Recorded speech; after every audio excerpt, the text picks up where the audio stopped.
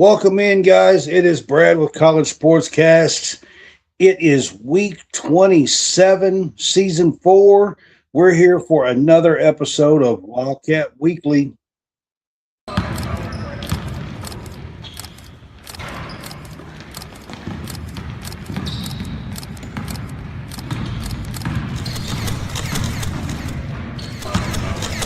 Thank you for tuning in to College SportsCast.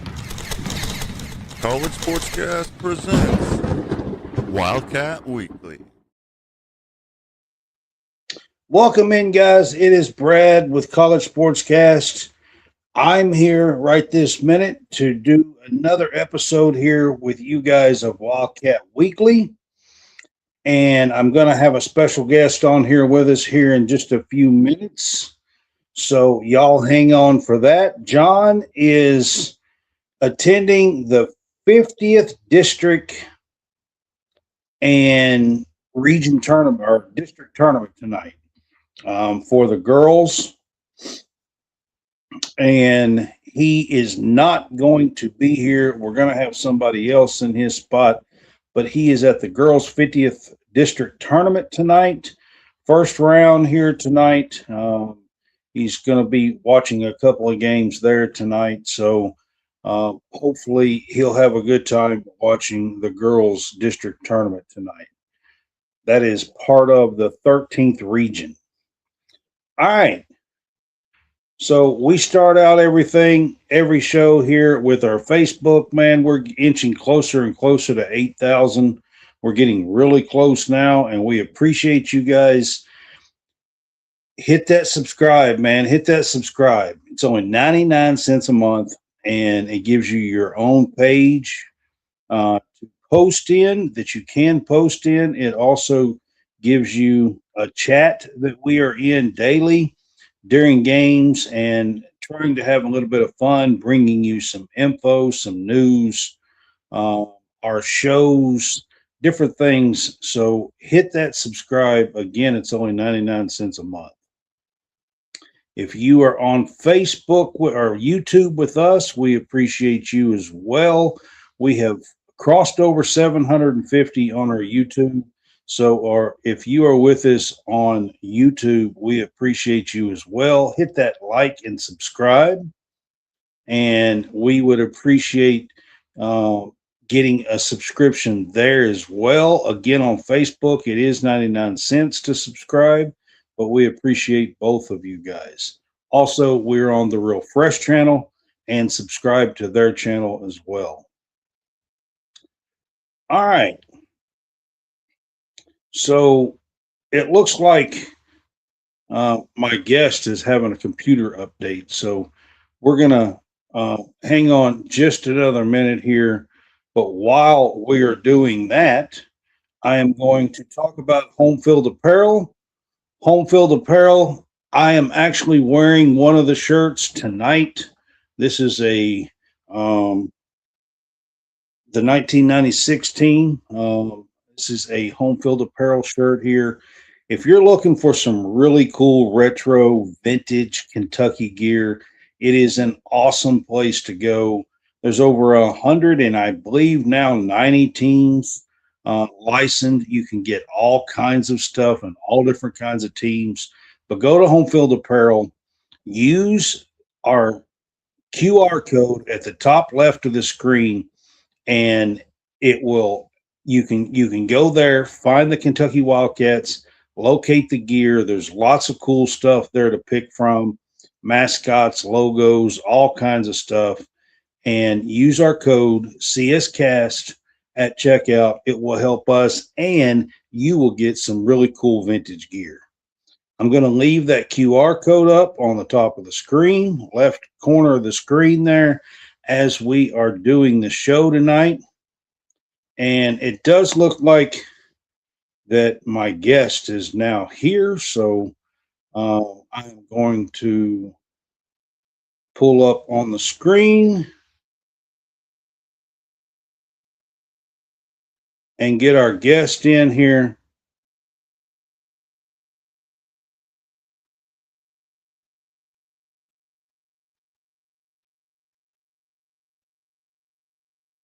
or at least that's what I think I'm going to try to do. I thought I did that. There we go. There he is. All right. I did it wrong the first time, but welcome in to Coleman Scott. Coleman Scott of Talkin, Kentucky is with us tonight. So we're going to have a little bit of fun with Coleman. What's up, Coleman? What's up, Brad? Thanks for having me. We're going to try to have some fun. There's not many fun things to talk about in the world of UK athletics right now, but we'll still try. This is true, but it's pretty good to have you on the show. We haven't had you on for a while. It's good to be on, man. Need to get you back on Talking Kentucky here pretty soon. And I'm kind of ready for football season at this point, Brad. When I think of you, I think of football because we've been doing those, we've done those football post-game shows. And I think as the Will Stein era starts up, we might need to bring those back. Yeah, we might need to do that for sure. Absolutely. What's up, Jerry? So, Coleman, there's the world of Kentucky basketball is a little bit frayed right now. Let's just call it that.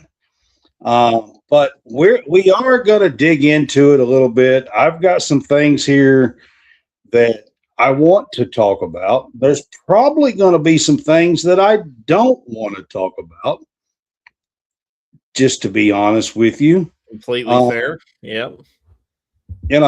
Just to be honest, but all right, we're going to kick it off. This is where we are. So Kentucky loses their third game in a row.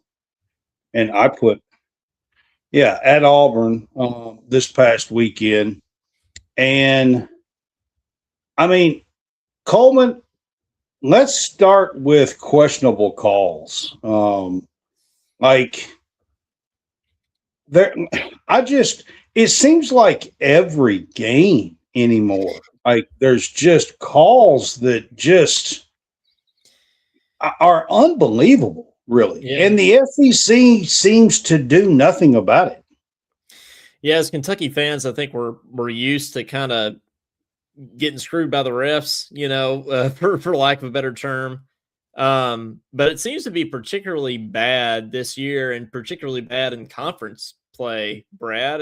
There's been something about it, and it's not just, everybody points to Doug Shows. He's certainly part of the problem, but it's really been across the board. It doesn't matter who's been officiating. We've had some weird calls, some weirdly officiated games this year for sure. And to be honest, it's not all just bias against Kentucky. I honestly think some of these games have just been not called well on either side. Brad, it feels like just the inconsistency, of just calls that don't make sense with the way the rest of the games have been called. Is it time for the SEC to get their own officials? Might need to. They at least need to pay their own officials. They might need to. I mean, they at least need to step in and hold them accountable for. I heard Matt Jones say this one time of, the players and the coaches have to come out and do a post-game press conference, and give answers. Why not make the officials do the same thing? I think that would fix some of the accountability of some of this. I mean, they don't have to. In fact, coaches and players get fined if they do criticize the officials. Why can't the officials at least give reasoning for certain calls in the game? I feel like media should be able to inquire. I mean, what's really so astonishing to me, Coleman, is that there are times in the game now where they go to the monitor and they still get it wrong. Yep. And it's clear as day. Yep. Especially these flagrants, common fouls. It could be anything from fouls to like who the ball went off of, shot clock violations, anything. Yeah. I mean, what is the purpose of going to the monitor if you're still going to call it wrong? Yeah, and it slows the game down too, Brad. I mean, I don't think it's as bad this year as it was maybe the past couple years, But I mean, we had some. I don't know if you remember last year, Brad, but we had some basketball games that were right around 3 hours long. Oh yeah, 245, 250. Yeah, we did. Yep. Yeah, and that should just never happen. I mean, I'm not going to do anything else besides watch basketball, but you want to talk about the flow of the game. It's boring to watch at home. It just takes all the air out of the game. I mean, look, I'm not going to sit here and tell you that that's all the problems here with this Kentucky team. It's not. No. But the officiating really and truthfully needs addressed. I mean, it's just not good. It's not. I mean, again, the inconsistency, like you want to talk about the call the other night, right? I mean, they were letting them beat up on each other the entire game. And even if you don't, right? Even if you don't let the players be physical, usually in the, certainly in the final minute of a game, let alone 18 seconds, you let that play go, right? Did Chandler push off? I don't know. Maybe he did a little bit. He extended his arms, but there was also some flopping going on there. But there was he was actually also holding his jersey as well. He was. Yep, I've seen that picture. So regardless, you let him play. What gets me is you let some things go, but then you want to call other things. Well, you can't let defensive players hold an offensive player and then call them for pushing off. You have to call the game fair, because then you're just penalizing an offensive player if you're going to let the defense hold them. Yeah, absolutely. Absolutely, Brad. I mean, it's like, again, it's so frustrating that you don't call anything like that the whole game. And yet, we had, I think it was Moreno. Do we know which one it is? Moreno. He just got bulldozed in the first half. It was a no call. Like, if you don't call that in in the first half, then you certainly can't call the Colin Chandler push off with 18 seconds left. I mean, Coleman in this game, with 18.8 seconds to go, Denzel Aberdeen walked up to the free throw line, hit 2 free throws, put Kentucky up 74-71. And somehow or another, Kentucky figured out a way to lose this thing. Yep. I mean, I'm going to be honest with you. Down, drove, we fouled them. They hit free throws. Then the timeouts, and then Chandler gets called for a push-off with 14.3 or something like that to go on that, after the free throws. Yep. Something like that. They call the push-off. I mean, then they just crash the board. I mean, and we're nowhere to be found. I mean, they're just like MIA under the board. I mean, yeah, that's what's bothered me. They missed three shots or something before the putback that goes in with 1.1 or 1.2 or whatever it was. Well, not to dunk on the kid, but you got to point your finger at Brandon Garrison, right? I mean, he didn't box out; he was just kind of standing there. You gotta get that rebound. I mean, you can't let them have 3 looks at a game winner, Brad. I mean, it's unacceptable. It just is. And the rebounding has been puzzled me all year long. We took Oscar Tshiebwe for granted when we had him, Brad. I mean, like, if we rebounded just decently, if we had any offensive rebounding ability at all, I think we'd probably have 3 or 4 less losses, to be honest with you. Yeah, I mean, it seems like every single game anymore comes down to 1 or 2 possessions. It does. And this this game reminded me of Missouri at home, which obviously I was at that game. That was not a great one to be at, but that was one that we sort of, snatched defeat from the jaws of victory. And then North Carolina, right? If there's a world, Brad, where if you beat North Carolina, if you just beat North Carolina and Missouri, which were two very winnable games, and we had one within the final couple minutes, we would have been in the top 15 in the country, and this would be an entirely different season. Yeah. Georgia loss at home is not good either last week. I mean, I hadn't even mentioned that. But, I mean, that was another loss at home. And the thing of it is like Denzel Aberdeen got fouled, went to the line for 3, had a chance to cut it to like 1, missed some free throws, missed at least 1, maybe 2 of those free throws. And then the next time down, we had a shot to tie or go ahead and missed. Yep. And then the next thing you know, with like a minute and 20 seconds to go, we start fouling, they push it out and have an 8-point victory. But the game was right there. They had their chances to win. It was, in conference play, at least, Colin Chandler has been a beast. And, I know he didn't necessarily start the season with the breakout year that we were all hoping that he would have, but where would we be without Colin Chandler, Brad? I mean, he single-handedly won us at least 3 games.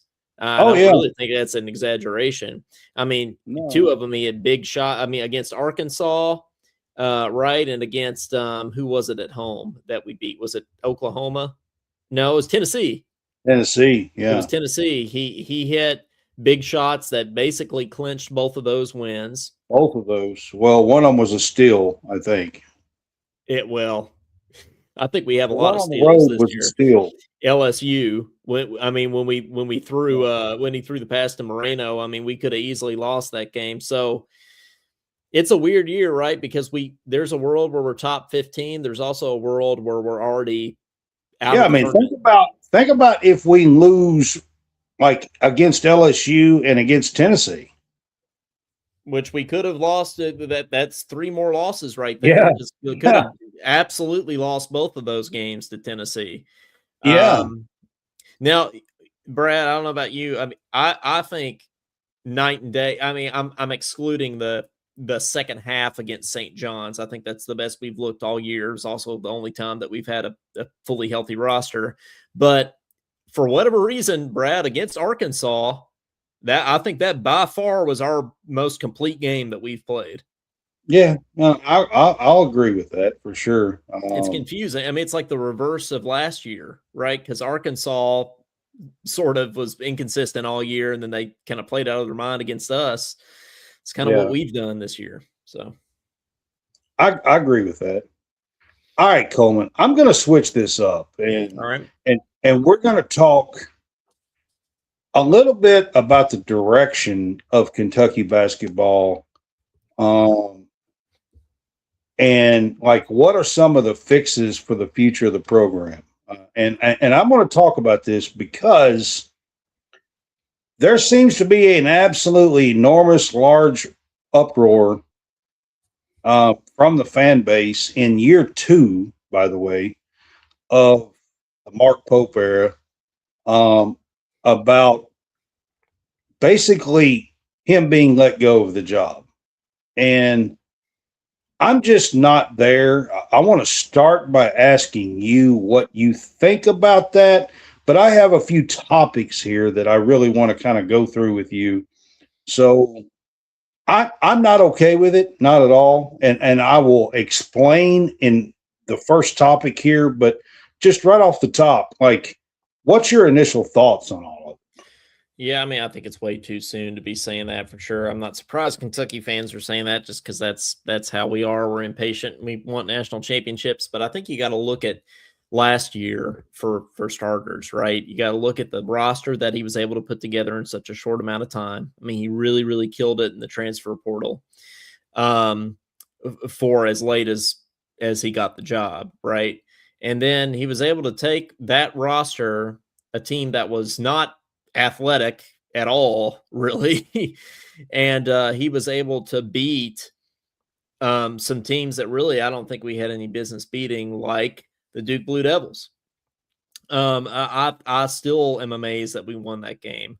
And some of these second half comebacks that we had last year, I'll get to this year in a minute, but against Gonzaga, the fact that he's able to make in-game adjustments as well as he does. I mean, we've all seen that clip of him in the huddle, saying when you're talking about Cooper Flag, like when Cooper spins, take the ball from him and all that. He's obviously a good basketball coach. He's obviously smart, looks at the analytics.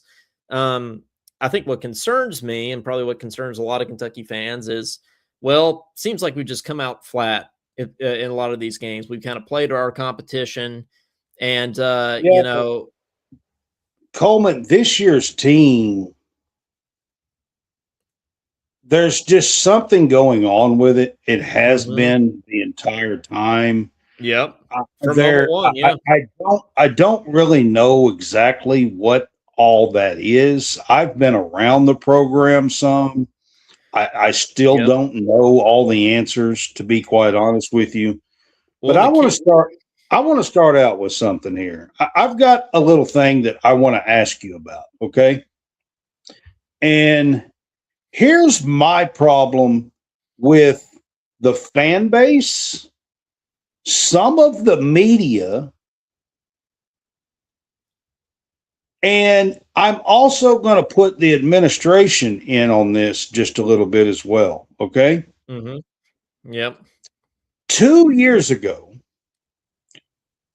in March, John Calipari took the number one recruiting class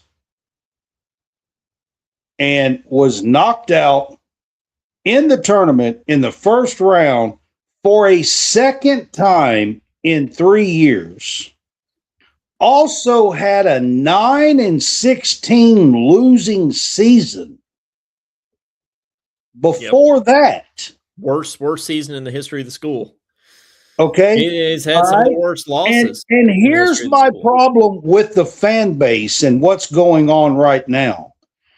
2 years ago, after all of that happened, most of the fan base, the media, and the administration decided to keep Coach John Calipari.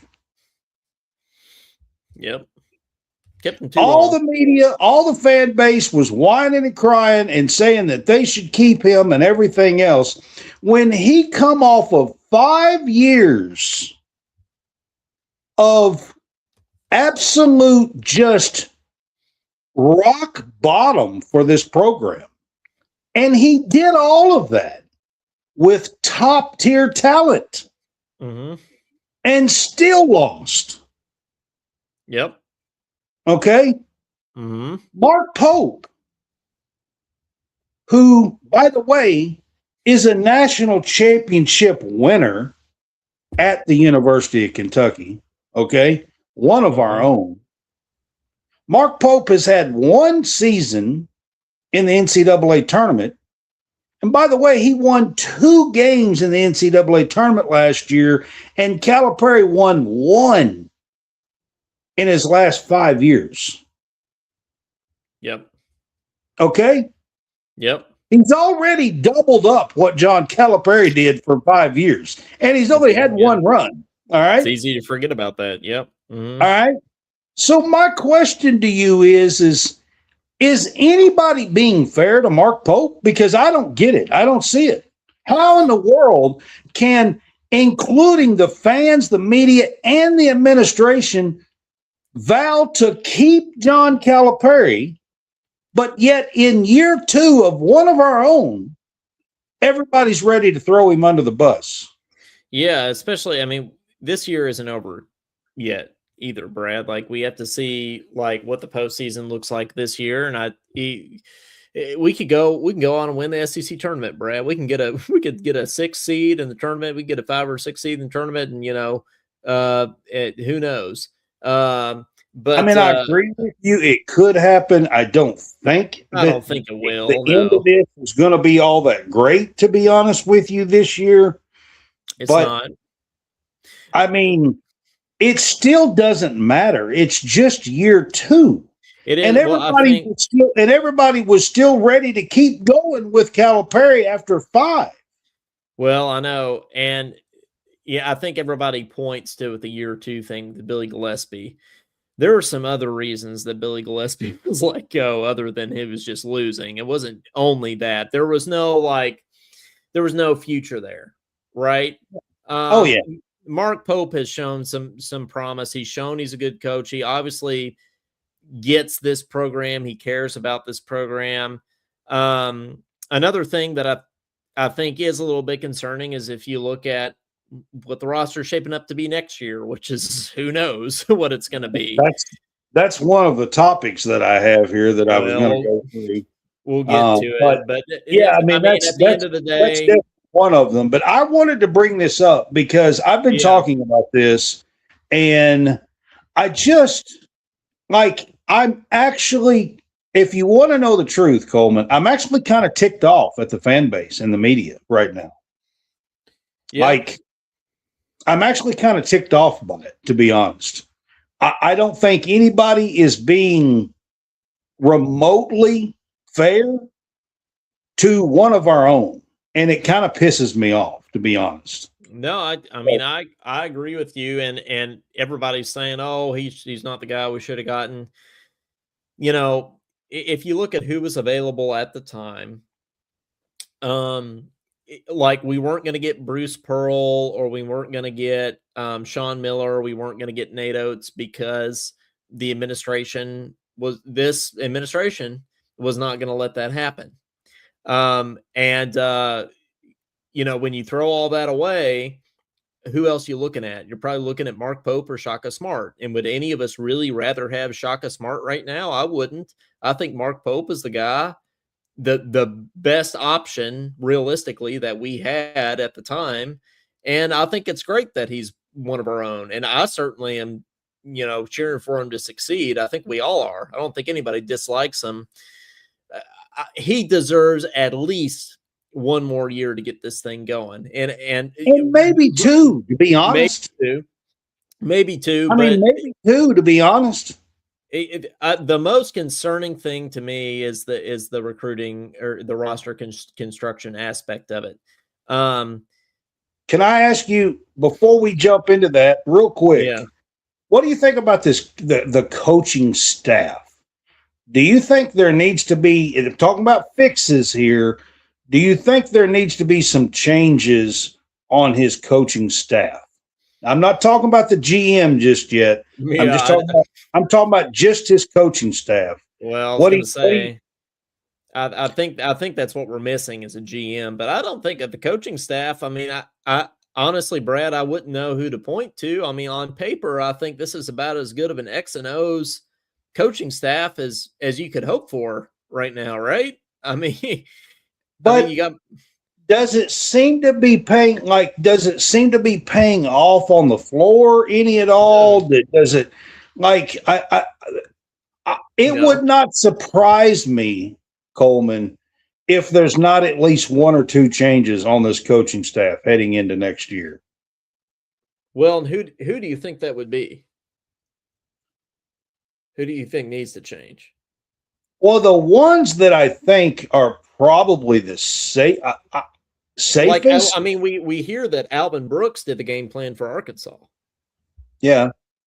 Right. And then Mark Fox has head coaching experience. Yeah, but are they helping him on game days? I mean, maybe a couple with the scouting and stuff, they seem to be occasionally. But it wouldn't surprise me if we don't see. I think Hart will be back. Fugger will be back because that's his guy, more than likely. Yeah. You know, his statistic guy and stuff. So I think he'll be back. It would be, honestly, it would be Fox or Brooks that I think Brooks could possibly look to go somewhere else. And Fox, I could see that. And Fox was retired, and he may not want to stick around for 2, 4, 8, 5 years. I mean, who knows? I mean, I'm not real sure. Yeah. But I could see a coaching change in the future, to be honest. I could see Mark Fox stepping aside, sure, and I mean, I think he was kind of a big splash hire, for his first staff that he put together, really more than anything. Now, let's get to the general manager or director of player personnel or whatever you want to call this position. I really don't care what you call it, but Coleman, this is something that this is at the end of year 2, and we'll get to the recruiting in just a minute. The recruiting is definitely not where it needs to be. And we're at the end of year 2, and we still do not have somebody in place that is like, you need somebody in place in today's game, Coleman. You need somebody in place that is out here watching every little small D1 school in these little conferences. You need to have somebody that's out here watching every kid, thinking, okay, that kid on this little team playing for Liberty or whoever is somebody we might want on our board. Coach Pope don't have time to do that crap. No, you got to have somebody in today's game. You got to have somebody in place that is building you a board for recruiting. I mean, how many major programs, Brad, how many Power 4 programs don't have a GM? Can't be many. Indiana even is hiring one now. I mean, are we the only blue blood that hasn't hired a GM? I mean, I'm not exactly sure of that, to be honest, Coleman. I would have to go and look to be 100% sure. I wouldn't be surprised, though, if we are. I mean, here's the thing. We clearly, in some of the things that's going on at the negotiation table, just that there's some things that clearly we are struggling with. The construction of this team was not great, to be honest with you.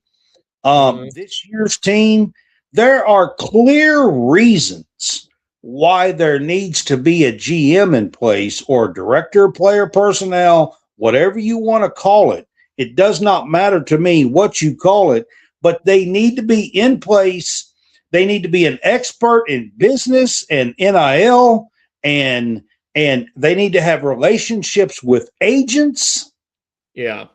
Not just high school coaches or AAU coaches or anything like that. It needs to be agents, They need to have relationship with agents. It's critical in this world that we live in now and that we are recruiting in.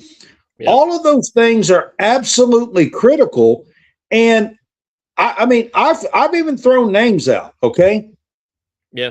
Derek Anderson, who played with Mark Pope, was a teammate, won a national title. There's no reason. He's a great businessman. Yep. I'll give you another one. Jamal Mashburn. Yeah. Great businessman. He's back in the game. He's on TNT. You know he's got plenty of relationships with NBA people, which means he probably has plenty of relationships with agents. He's had He's had agents himself. So is Derek Anderson. Now, Brad, would you go after a guy for the GM position? Would you go after a guy like Brad Stevens? I mean, yes, I would. I don't think that he's going to leave where he is to come to Kentucky, though. I mean, I think we need somebody. I think Pope needs somebody to help him in this. What he's trying to do is build off of traditions and Kentucky traditions and everything else. Nazi Muhammad is another one. Played 20 years in the NBA. Great business mind. Has a fantastic relationship with tons of NBA people and agents. Nazi's been in the office of like at Oklahoma City and a few places, and Nazi would be an absolute steal of a general manager. Yeah, I mean, he would. And Pat again, Nazi was probably on one of those teams, right? I think, right? Yeah. I mean, former players that he would have relationships with that was right there that would be with him and building these traditions and everything else. Go get them. I'm tired of talking about this. I'm tired of not having them. It's getting absolutely insane. I don't understand why you're not making the moves. Would you go after a guy like Pat Riley? I mean, Lord, I would do anything to have Pat Riley, but I mean, I'm not so sure that Pat Riley's like 80. So, well, I think we got to kind of in this situation, in this climate of college basketball. I think you got to swing for the fences, right? You got to make people say no first. But the three that I just mentioned, Coleman, honestly, those three should be one of those three should be attainable. Mm-hmm. Now, how much of the absence of the GM, and even it's probably on Pope that he's trying to sell Kentucky for the sake of Kentucky, and I think there might be an element to that that's important. And I think we all want to believe it's still important, and it is to us. But when you're trying to get these 18-year-old kids to come sign, these big deals to play here, it's about the bottom dollar. Listen, and that leads me into this, okay? Rev share is different now, okay? Everybody thinks it's just NIL. NIL was with a third party, and it wasn't part of the school. Now, the school is actually negotiating with these agents in a rev share deal. And this is new. All right. This past, this year, July 1st, this past year, all this is new. Mm-hmm. Rev share is actually the school is negotiating. And I'm going to be honest with you. All right. The head coach does not need to be at the negotiation table. No, you're right. It needs to be the GM. The head coach needs to worry about recruiting, building relationships, and building a basketball team and coaching a team. And they do not need to be at the negotiation table. Yeah. That's how to succeed in this landscape. It is. You got to have somebody else being there. Here's the deal. All right. Mm-hmm. I'm a kid. I'm an 18-year-old kid. I've got 3 schools that I have broke this down to. Okay. All right. I got a top 3. All right. Let's just call it my top 3 is Kentucky, North Carolina, and Kansas. I'm a top kid. Yep. I'm a top 10 kid. Top 15 kid. My top 3 schools are Kentucky, Kansas, and North Carolina. If you're Mark Pope and you're at the negotiation table, all right, and you're recruiting this kid, and you come back and you tell this kid, all right, we're going to give you the $1.5 million so you can come to Kentucky, and we're super excited about having you, blah, blah, blah. And you have Mark Pope doing that, all right? Then that kid and his agent, what do? They take that information and run right back to Kansas and North Carolina. Yeah. All right. Yep. And they say, Kentucky offered me 1.5. Yeah. What are y'all going to do? All right. Then you got a head coach, all right, at Kentucky that thinks that, and listen, there's nothing wrong with that. There should be some of, I'm playing for the name on the front of the jersey. There's nothing wrong with that. Okay. Yeah, there should be some of that. All right.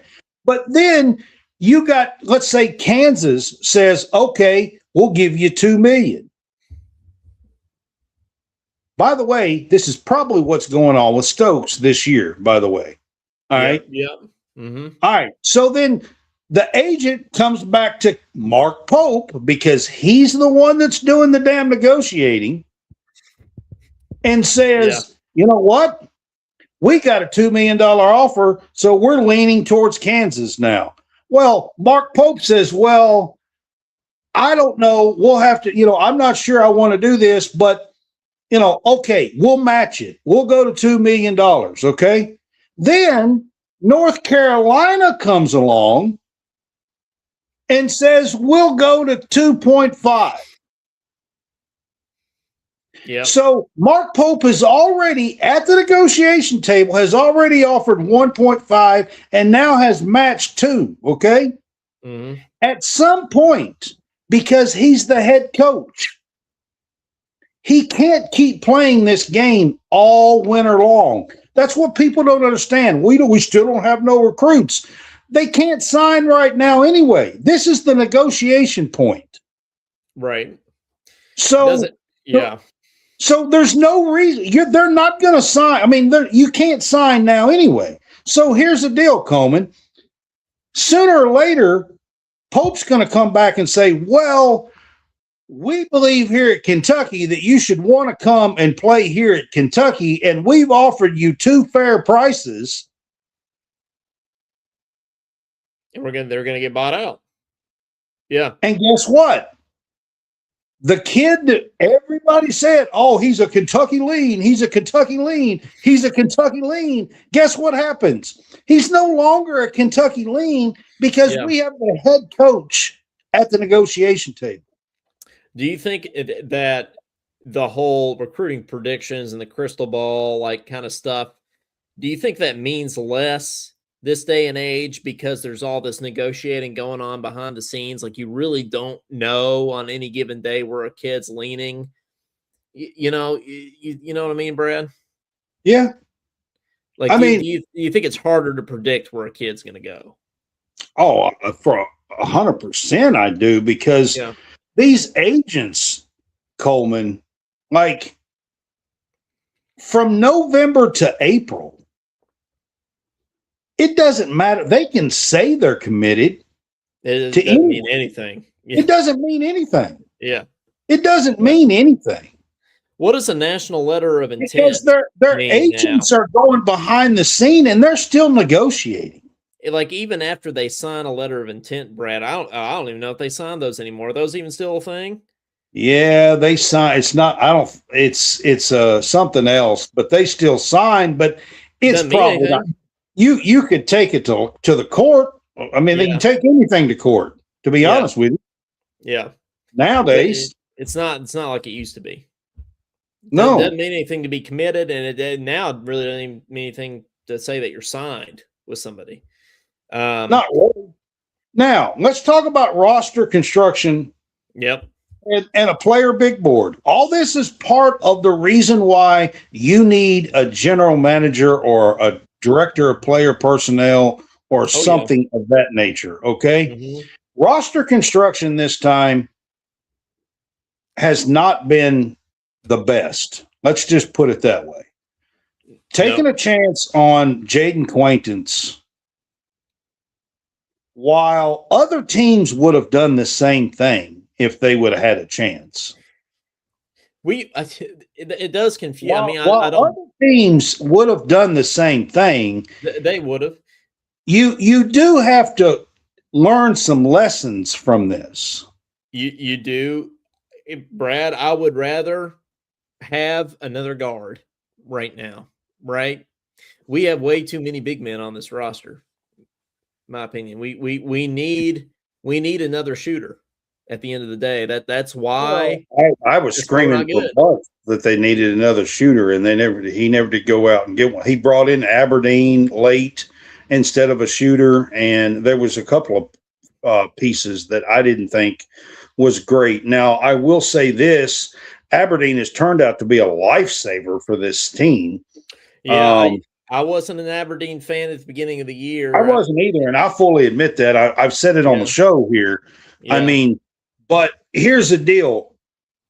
Mo Diabate really hasn't panned out like he should have. No, definitely not. Not really. Definitely not. Yeah. Not really. Mo Diabate was probably brought here thinking he was going to be a starter. Yeah.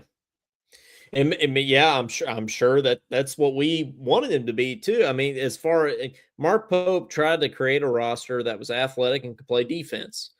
Well, we're not really either of those things. Listen, you can't overlook. Here's my biggest problem about this roster construction. Okay. Yep. Mark Pope's offense is all about efficiency. Yes. And we are one of the least efficient teams. Everything that he runs, everything that he does, whether it's the fast break, whether it's half court, everything he does on offense is about offensive efficiency. Yeah. And this team was not built on his strong suit, and it never was. Yeah. And whose fault is that? It's his own fault, right? It is. And he's got to learn a lesson from that. He does. He does. And, I'm confident that we'll go out and we'll put together, a great roster in the transfer portal. He's done that before. I'm sure he'll do it again. And I think at the end of the day, he's a good coach. I think he could, if he gets guys that he truly wants that fit his system. Josh, they won't get any money back from any of these guys. That's not going to happen.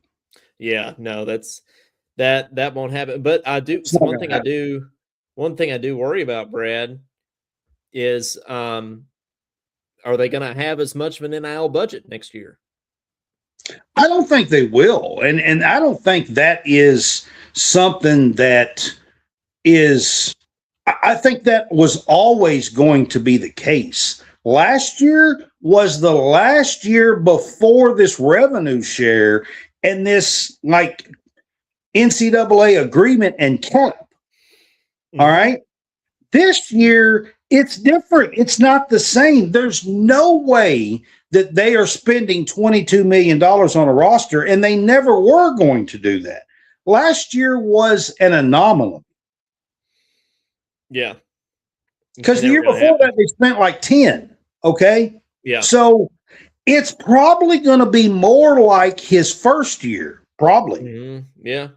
Well, and maybe that's what we want, Brett. I mean, I want to see him run it back with another team of guys like he had last year. I'm just talking about the spend is probably going to be somewhere around his first year. It's not going to be $22 million, and it never was.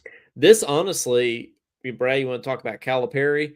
This honestly feels like a Calipari roster in a lot of ways to me.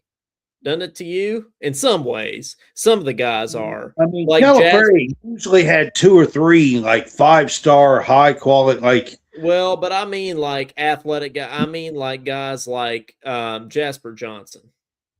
He's really not a Mark Pope kind of guy.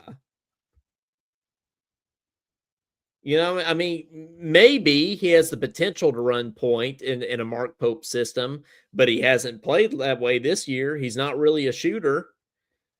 And I just feel like, guys Yelovich, or when I think of Mark Pope, I think of guys like Yelovich. Now, Yelovich definitely could turn into that. I mean, this is just his first year. Jasper is,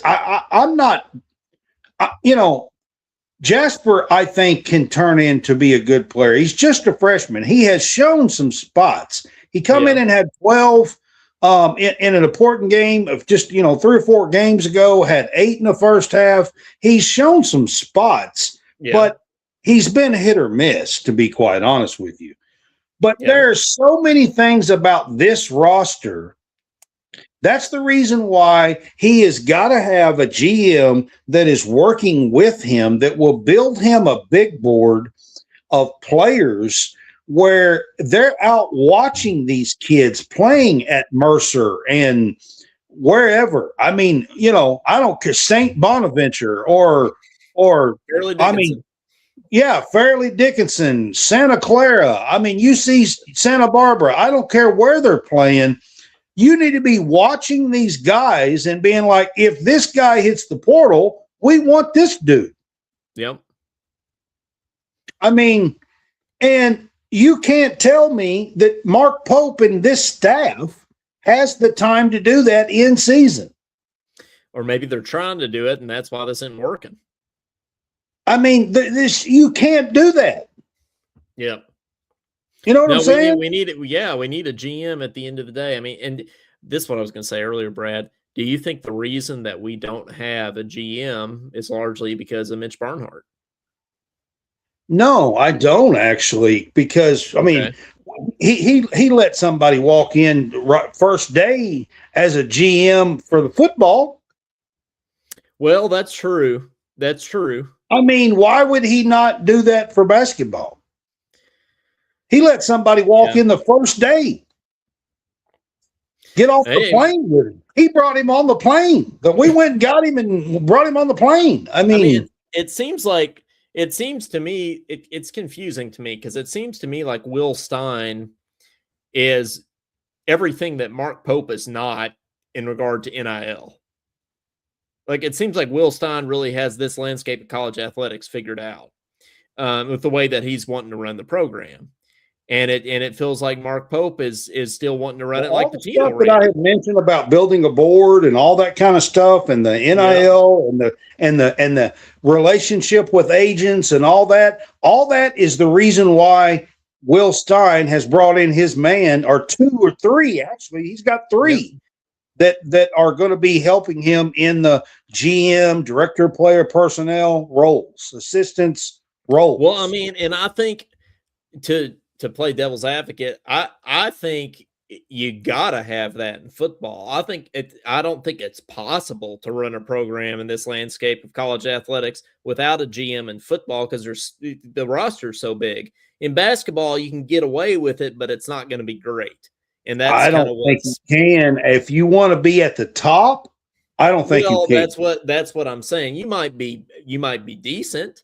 You might pull off some big wins like we've done this year, but you're not going to be consistent. You're not going to be able to make a Final Four run.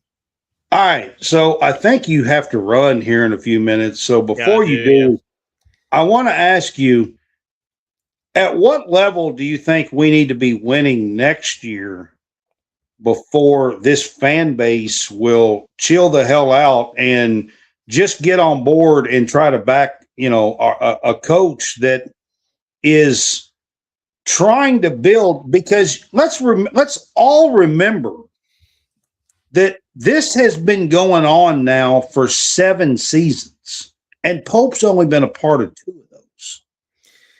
Well, it's not just about March, because that's what it was about for Cal. He always made it about March, and that didn't always work out very well. I mean, for me, hell, I'll be honest with you, Coleman. I want to be in the damn running for an SEC regular season title again. Well, I do too. So let's start with that shit. That's my point. You gotta have a good regular season. So that includes being in the running for a conference title. I mean, come on, let's start with that. I think you gotta have 2 of these 3. SEC regular season conference title, SEC tournament title, or at least playing in the championship, or a Final Four. It's got to be a combination of those 3. I mean, at this point, Coleman, right now, I mean, I feel like Kentucky basketball is so far removed from all of that. I would take one. One of those 3 would be a great improvement. One of those, for me personally, yes, but I think one of those 3 would be great. But to turn the entire fan base as a whole from what it is right now, I think it'd probably take 2 of them. But there's always going to be people that are negative. There's always going to be people that are negative. So I mean, I'm not saying that to turn the whole fan base, you might be right, but I'm going to be honest with you, Coleman. Oh, you're saying what makes it acceptable to me? We Yeah, I haven't think you get won. one of We those. haven't won an SEC tournament championship since 2017. If we won the SEC tournament, that would be, I think that would be a huge win in my book for Mark Pope, even next year. Yeah. If he could pull that feat this year, it would be insane after everything that's going on. Because Well, I mean, I don't really know that there's a team in the SEC that we can't beat. I mean, seeing how we played Florida, I mean, depending on the day, I think we could beat anybody, and I think we could lose to anybody. This is true. Yeah. This is true. So I don't know if you have to head out, but I am going to switch to the women. I want to get to some of that. So, well, I got something right at 9. I got to get to, but so I'll probably will have to duck off. But thanks for having me on as always, Brad. We'll have to get you over to the. We'll try to talk a little bit. If I have you on again, we'll try to talk a little bit more about Will Stein and what football is doing. Because I know me and you really like to do the football side of things and talk the football, and it is super exciting. But I'll tell you the one thing I'm worried about with Will Stein. Okay. Real quick, if you want to know the first thing that worries me, yeah. If you go look at the schedule, the first 7 games. Will this fan base turn on Will Stein if he starts 2-5? Be interesting to see, and it's entirely possible. In season 1, will they turn on Will Stein, a native who wanted to be here? It's certainly possible. Certainly possible. It's interesting to think about. We'll keep that for a cliffhanger for next time. Yeah. All right. All right, man. All right, Thanks for having me. I appreciate you coming on and being with me tonight, and hopefully we will pick up some wins here in the next week or two. Let's hope. We've done it before. Hopefully we can do it again. They had such a great run, and then all of a sudden it's like the wheels fell off again. We can turn it around. Nothing would surprise me at this point, Brad. It's crazy. This season's been a roller coaster. It's as big of a roller coaster as I can remember. Yep. All right, Coleman. You have a good night. Man. We will see you later, man. We'll see you soon. All right. All right, guys. That was Coleman Scott of Talkin, Kentucky. He has something he has to do here at 10 o'clock Eastern, 9 Central. So I appreciate him joining me tonight. I know I've got Josh and Clyde here with me tonight. I was trying to run it through because he was going to be bouncing off. So I wanted to get some of his thoughts and talk with some of his stuff as much as I could, because I knew he was going to be bouncing off here. So it looks like his mother, Lisa Marie Scott, is on here. I appreciate you being here with us, Lisa, and appreciate everybody that's come on tonight. I know that I didn't get to a lot of stuff. Absolutely, it was a heartbreaker. I was there yesterday for the women. Played such a great game, man. I mean, this women's team is so close to being a great, great team. They have played Vandy, a number 5, possibly a 1 seed in the NCAA tournament, to a 1 and a 2-point loss. Yesterday's game, they led over 30 minutes of this game. I mean, now I'm never going to say they jumped out, but I mean, most of the game, the lead was 2 to 6 points, for most of the game, but they played so well when their guard play is phenomenal. I mean, phenomenal. Vandy's guard play, Mikayla Blakes might be the best women's basketball player I have ever seen in person. I saw her play 3 or 4 times last year in the SEC tournament and regular season, and I have now seen her twice this year. And I'm telling you, in person, Mikayla Blakes might be the best women's basketball player I've ever seen. She is so smooth, so fluid, quick, and probably the best pure shooter. I mean, just fluid in her shot, in her she's money. I mean, she's just phenomenal, to be honest with you. And Aubrey Galvan is so crafty and tough. Freshman and sophomore Blakes. And they're just phenomenal. They're going to be good for a few more years with those, to be quite honest with you.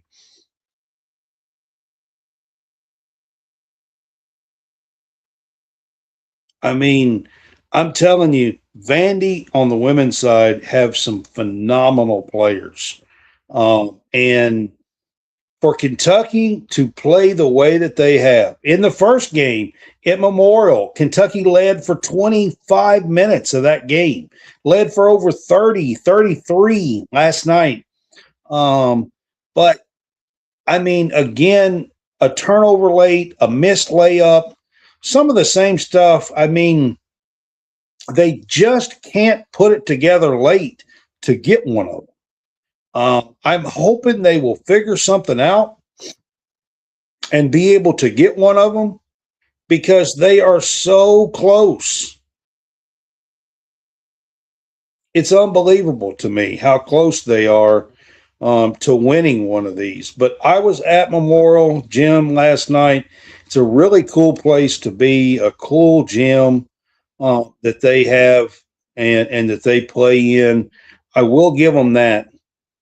Kentucky stayed at number 16 in the AP poll. The women's did today. So that was good. You know, that loss, a 2-point loss on the road to a number 5 team did not hurt them. They stayed at number 16 in the poll, which means it will help them possibly to stay in the running for hosting in March Madness. That is a huge thing. That loss yesterday does kind of maybe put them in the running to have to play on Wednesday in the SEC tournament.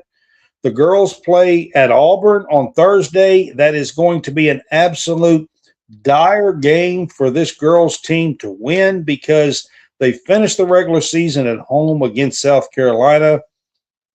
South Carolina is fantastic, playing great.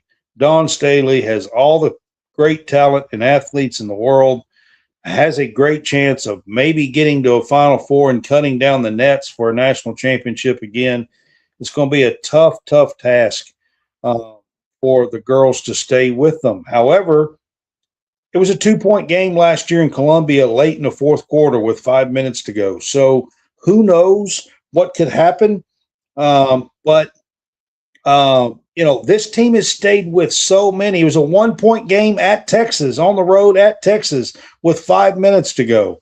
They beat LSU. It was a 2-point game. Should have had a shot to beat Tennessee on the road. They've twice to Vandy. They've been so close to a phenomenal season for this women's team. So it's been crazy. I want to throw out one thought though. Just imagine how good this team would be if Clara Silva was still on this team and in a rotation with Tayani Key and Clara Strack and Clara Silva. The one mistake that I think was truly made, Clara Silva's averaging 10 or 12 points a game, 6-8 rebounds a game for TCU on a really good TCU team as a sophomore. And if she was in a rotation with this team, I think this team could have been truly, truly special with that. But having said that, this week is truly important for the girls. Auburn on the road is dire for them to not play on Wednesday. They really need to pull the Florida or the South Carolina game if they can, but it's going to be tough. Anytime to try to beat Don Staley and the Gamecocks and the women's side is truly, truly a tough, tough sell.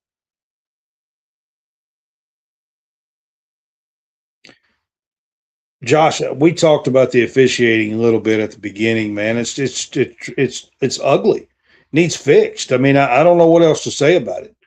It's horrendous, to be honest. All right, I'm going to wrap things up here pretty quick, but there is a couple of things I want to talk about real quick. I don't know if you have caught this, but a freshman, Haley Nutter, has 2 no-hitters in her first 3 or 4 starts. She's a freshman. Honestly, no-hitters. It's amazing on the softball team. The softball girls are trying to turn the program back around. Coach Lawson had a little bit of a let go of the rope last year, but she looks like she's got a really good freshman class. They're young. They're probably not going to get there quite this year, but with this freshman class, the program looks like it's back on target for the softball. The baseball is 5-2. They won the Evansville series 2-1 over the weekend after a terrible home loss to Moorhead on Tuesday. Tomorrow's game against WKU has been canceled because of coldness and the weather just being too cold to play baseball. So that game is canceled for tomorrow. But the pitching on the men's side has been great. And it's just too bad that Tyler Bell got hurt in the first game. I think this Kentucky team had a chance to really do something great.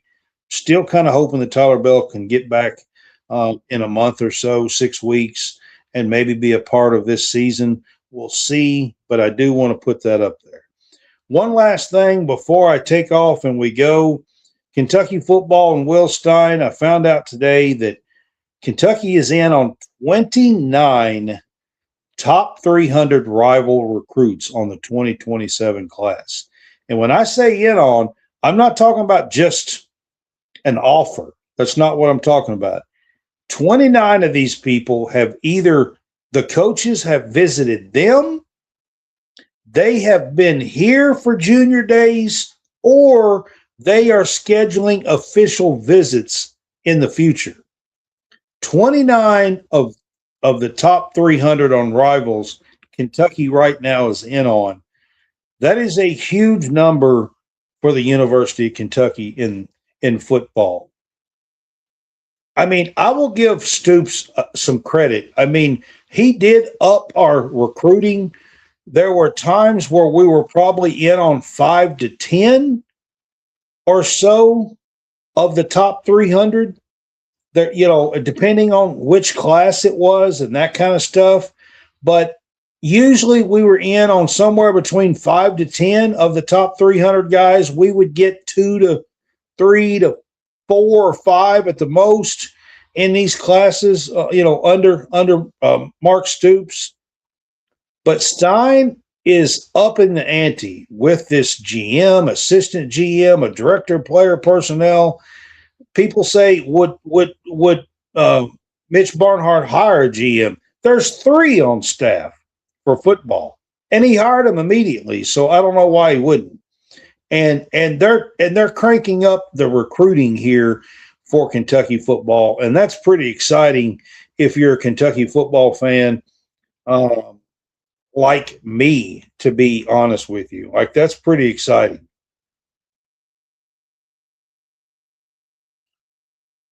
I mean, Josh, the officiating's been horrible. I felt like we've been messed over. I can't even, almost every game, to be honest. Almost. It seems that way to me. All right, guys, I am going to wrap this up. Again, the QR code at the top was for Home Field Apparel. I do hope you guys will go there and check it out. Get you some really cool retro gear for Kentucky or any other team or that you would like to cheer for, but this is the Wildcat Weekly Show. So thank you to Coleman Scott for coming in and filling in tonight for John. Again, John was at the 50th District Girls Tournament tonight. Tonight was the opening night, and he went to support some of his family that play on the team. I think they're 8th graders that play on this team. They're twins. So Corbin, I believe, I'm not sure, is where they play. I think that's right. But he went tonight to support them in the 13th region. And